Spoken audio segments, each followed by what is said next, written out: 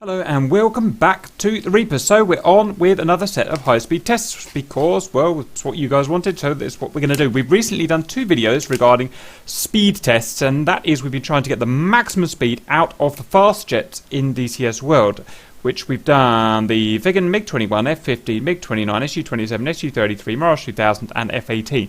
And we managed to get the maximum level sustained ceilings at between Angels 37 and Angels 48 from memory. And as well as the sustained speed, we also did the max instant speed, which we got in a dive, a shallow dive for each aircraft. So those were the max overall speeds for those aircraft. But now we want to do low level speeds, so absolutely on the deck. How fast can we get these planes on the deck? Now, it's important to say that the high level maximum speeds that we've done have literally zero relevance in combat at all. You will never ever go at those speeds in any kind of combat. The only time you'll ever go those speeds is when you're doing silly tests like we've been doing recently. Now, as for low level max speeds, that's very different. Low level max speed is very relevant, and you're quite likely to attain it or get very close to it during combat. If, for instance, you've been jumped by a bad guy, he's 4 miles behind you, he's peppering you with AMRAAMs, there's nothing you can do except drop all your weapons, clean up your plane as much as you can, burn your fuel off, and just try and outrun him. So in this case, these tests do have a lot of relevance.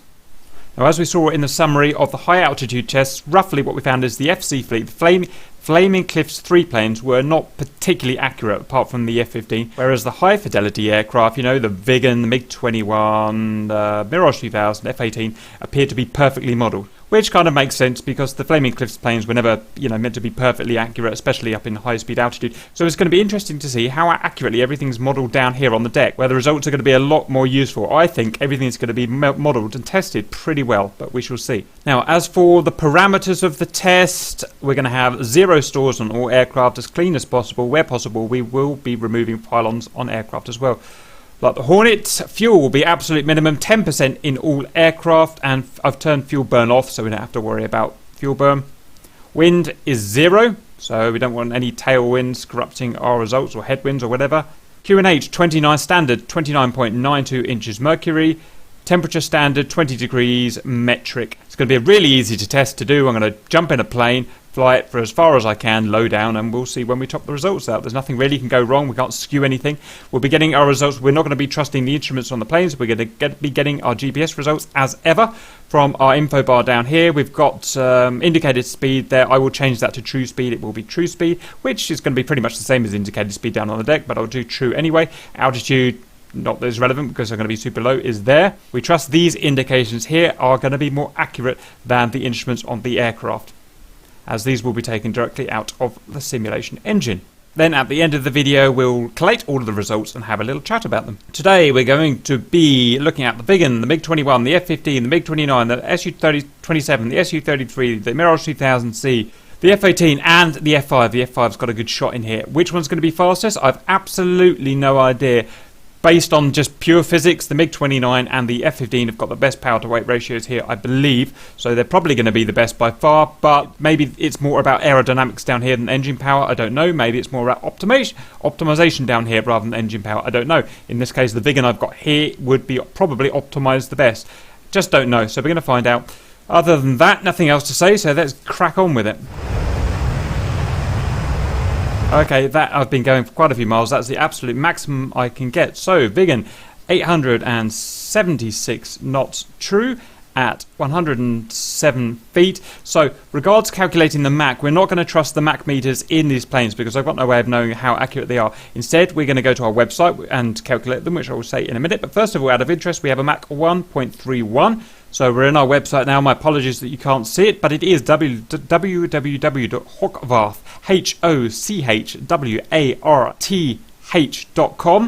HOCHWARTH/misc/aviation calculator.html. I'm going to go down to the conversions table, and in the true speed we've got 876, 127 feet altitude, and I'm going to compute the Mach, and the Mach we get here is 1.32.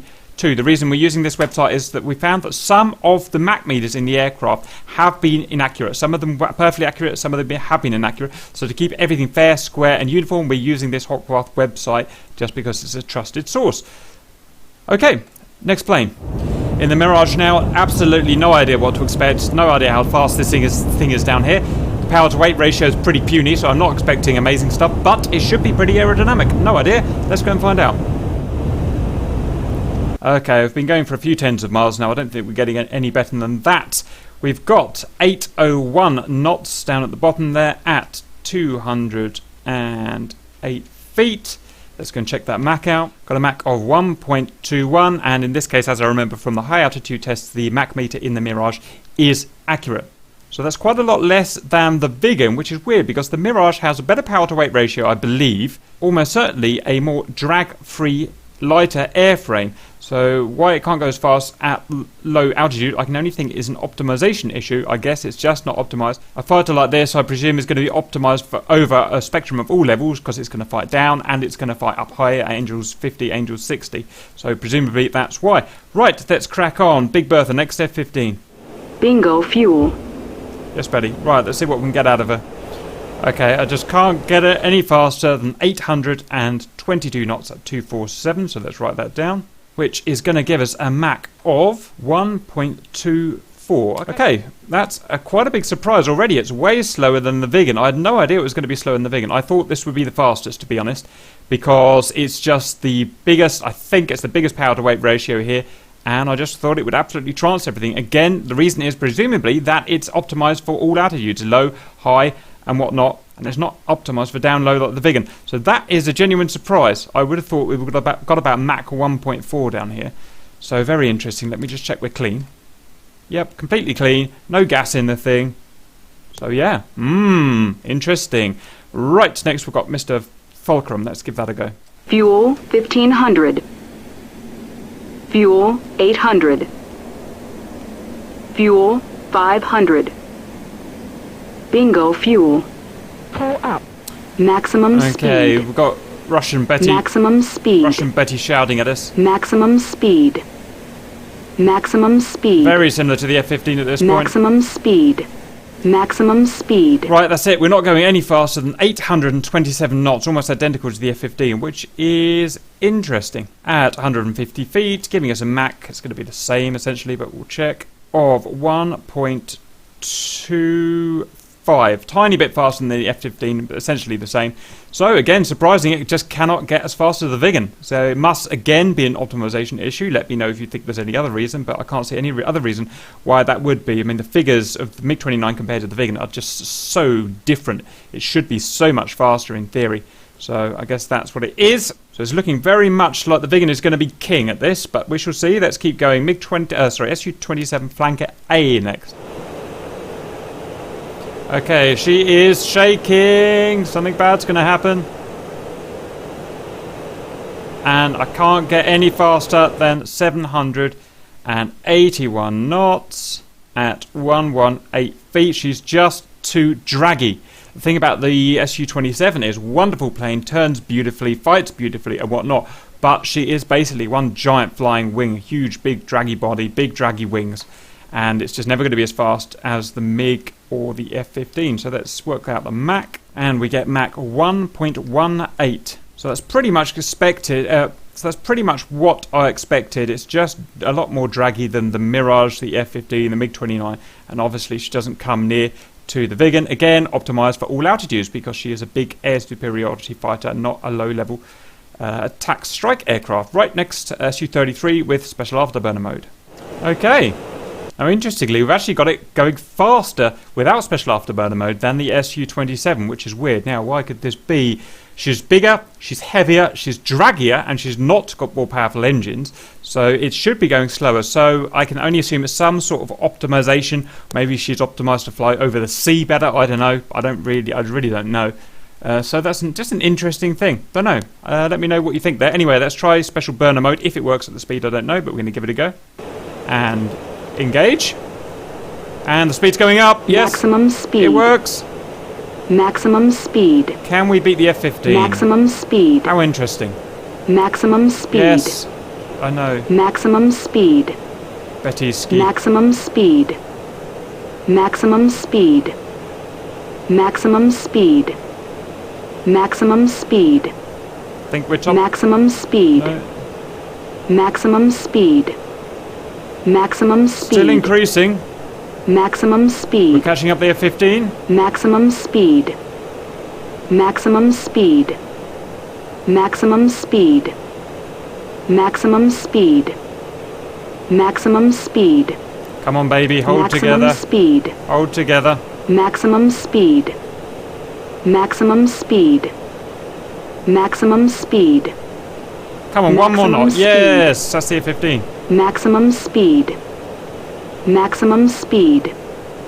Maximum speed. One more knot and we've got the MiG-29. Maximum speed. Yes, we've got the MiG-29. Maximum speed. Maximum speed. Come on, give me one more knot. One more knot. Maximum speed. Maximum speed. Yay! Maximum speed. Maximum speed. Right, I'm pretty sure that's as high as we're going, guys. Actually, really impressive. Well done. MiG Su-33 with special afterburner mode, and it's a big, fat, heavy bitch as well. In terms of speed up there, if you remember, up at high altitude, it was really bad. But down here, it seems to be optimized to be quite good. So we've got 828 knots at 146, giving us a Mach of 1.252, ever so slightly faster than the MiG-21s. In fact, this is the second fastest plane add to the Viggen at a low level. How impressive. What an odd results we're getting today. How interesting. Right, I'm going to start using this more now in this case and going low. Next, MiG-21. This should be interesting. Okay, in the MiG-21 now. Now, every time I fly the MiG-21, I usually die to some horrible engine accident or something. So let's give it a go. Burner on. Pow, let's rock. Got a warning going on. Don't like the sound of that. Oh, it's just the altitude warning, I think. That could be annoying. 647. Have the engines just cut out? They have! The engines have cut out. Boo! We appear to have maximised... Oh dear, that's very disappointing. Appears to be a very definite maximum speed limit down here. How interesting. Just to make sure, let's go run that again.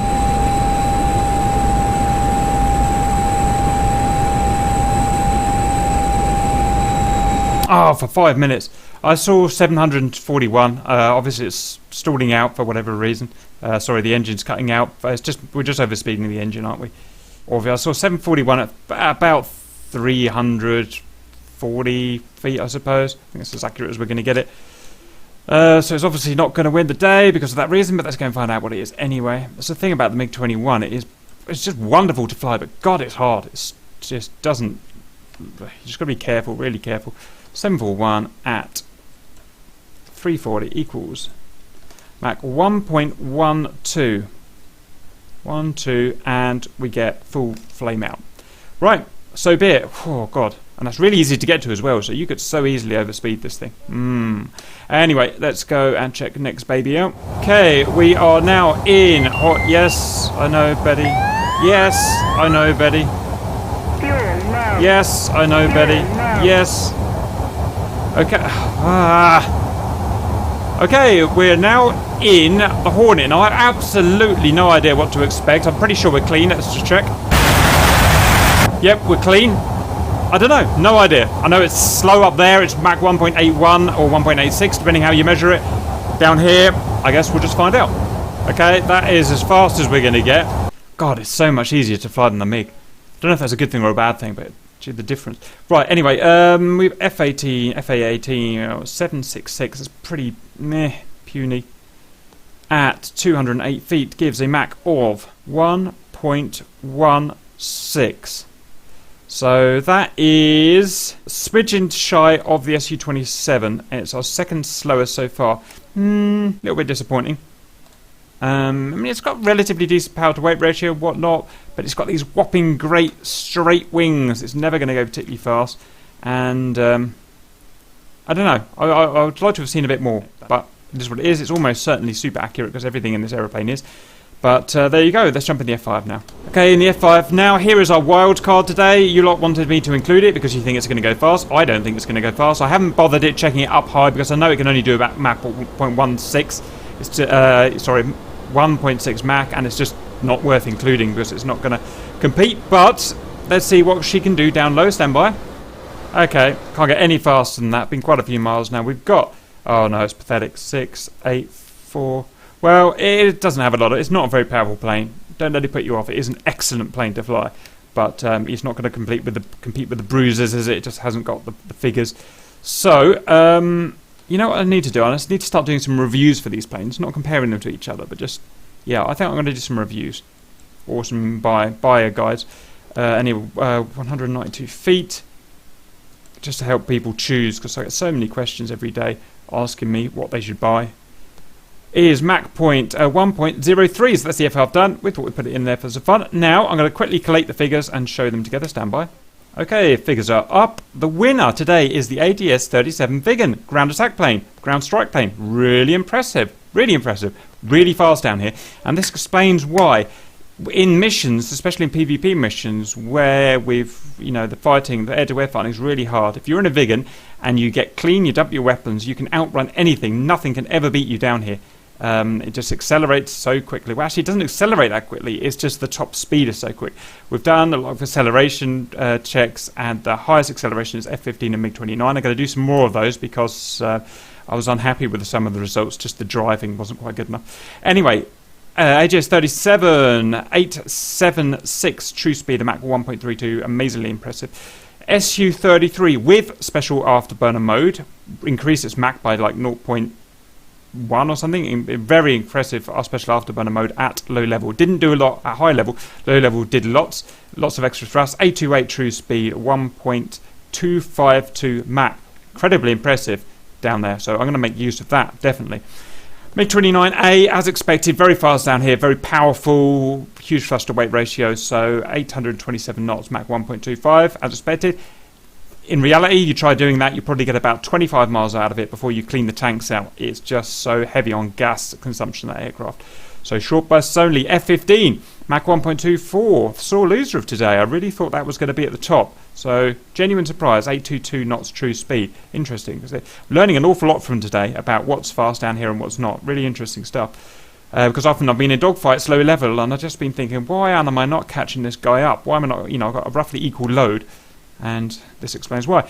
Right, Mirage 2000C, 802 true speed knots, 1.21, so it's slap bang in the middle. Su-27, 781, so we're dropping quite a lot here. 781 knots true speed, Mach 1.18, so we're getting slow, we're getting a little draggy now. FA-18C, 766 knots, another 15 knots dropped, 1.16. A little bit disappointed with that. I really thought it was going to do better. The figures suggest it was going to be better, but there you go. MiG-21, flame out at, my best guess, 741, true speed, Mach 1.12 or somewhere thereabouts. So, no, it could go faster. That airframe could go 1.3, 1.4 down here, I bet. It's just the engine, or more importantly, the intake spike. The intake just can't handle it, I think, and we're flaming out. Or shutting down, whatever it is. And the F5E just, isn't up with the big bruisers. It's still impressive. Mach 1. Well, actually it's not impressive at all, is it? It's slightly just over supersonic. But it is what it is. And that's it. Nothing else to do. I guess we wait now until the Tomcat comes out and see where do we think the Tomcat's going to be. I mean, it's swept wing, and it's very powerful compared to any of these jets. So, honestly, I think it could be either beating the AGS-37 or very close to it, somewhere between the Su-33 and AGS-27. Really don't know. We'll see if I ever get my hands on it. We'll see. I hope that was interesting. It was really interesting for me, and I'll see you later.